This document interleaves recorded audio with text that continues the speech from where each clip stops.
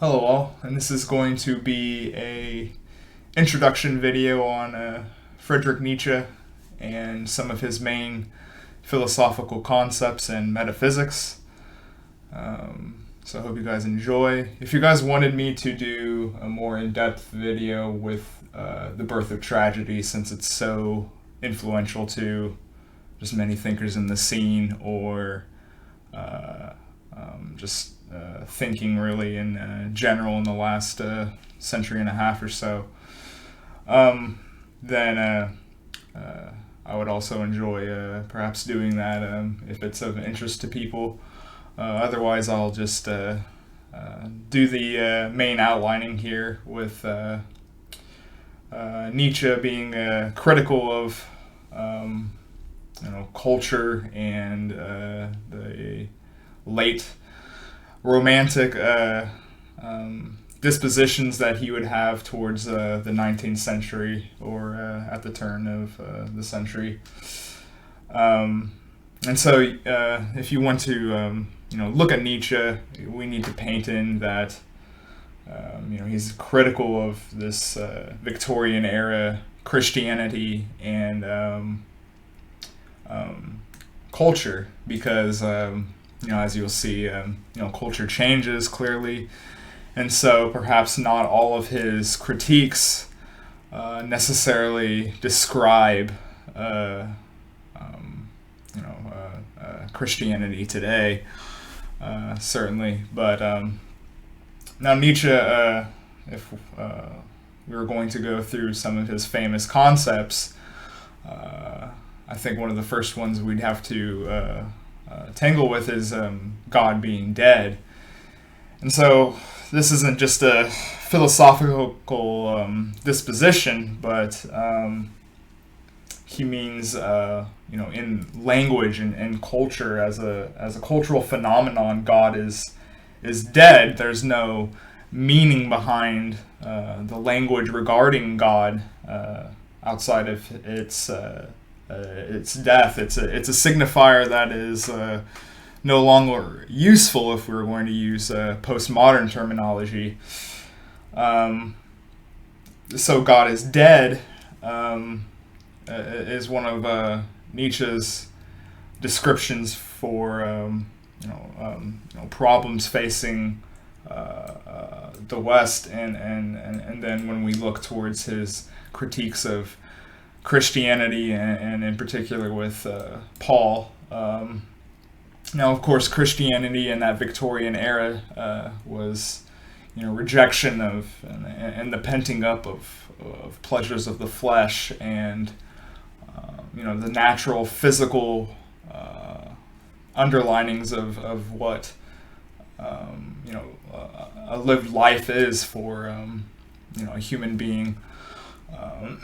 And so, Christianity oftentimes, defers over flesh, over, your wants. There's certainly, as we just did with Kierkegaard a couple weeks ago, the biblical implications of, sacrifice and, not getting what you want. Nietzsche sees that as a weak will. And Christianity and Jesus is a deferral of weak will against nature and affirming life. But in addition to just critiques of Christianity and its rejection of flesh and vitalism, Nietzsche also repudiates biological evolutionary process, or at least the lens of process that relies on a gradualism of adjusting towards an environment. For Nietzsche, we are in a state of overcoming, of asserting will onto the environment. If we were just simply creatures of adjustments in that social sense, then we would never leave the status of the herd. How would there be any discovery or any sort of novelty or creative outbursts if you look at someone like Bergson, perhaps? And so he's rejecting, that gradualism, that complementary, way of looking at the environment, and asserting that it's weak-willed, and that isn't what guides civilization or being forward in that capacity towards the environment. And so Nietzsche is trying to reinvigorate a sort of a romance of the creative path of the individual spirit, which is ultimately only really driven through aesthetics. He's a very he's contrasting completely with Kierkegaard, who sees aesthetics as a lower ends towards realizing faith. For Nietzsche, aesthetics is the highest point of view, and so his aesthetic theory, or his look towards aesthetics, is based on the supposition of Greek tragedy, or the birth of tragedy. Tragedy is written out of the two traditions, or art, by and large, of a dialectic between the two traditions of the Dionysian and the Apollonian. And as famously, there is no shortage of Nietzsche videos, I'm sure, around here, but as famously pointed out, the Dionysian is vitality, is will in that Schopenhauer sense, which is of course presupposed in Nietzschean philosophy, and of course with the Upanishads, Brahman energy, or as Nietzsche would describe early on in The Birth of Tragedy, of orgy and passions, whereas the Apollonian is form, the rational order, the Maya form in the Upanishads, as Schopenhauer points out. And you can also perhaps say that the description of what phenomenon is in relation to noumena.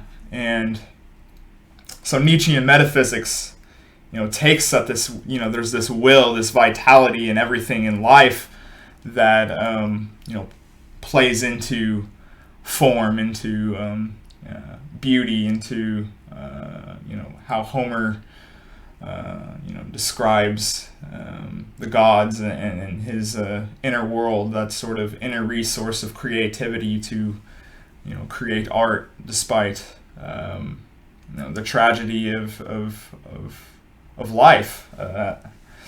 And so you can clearly see, of course, if we were, just as I always do to most of these thinkers, is revert back to someone like Spengler, who clearly is influenced by The Birth of Tragedy, with using this dialectic of the Dionysian and the Apollonian Apollonian towards a way of describing the different stages of vitality within a civilization and how it declines. And so, Greek tragedy is the dialectical creation in which life is affirmed through this, existentialist, wandering. So you can see, how this text really influenced many of the right Nietzschean thinkers, not just today, but with Spengler and, of course, less so with Heidegger, with in regards to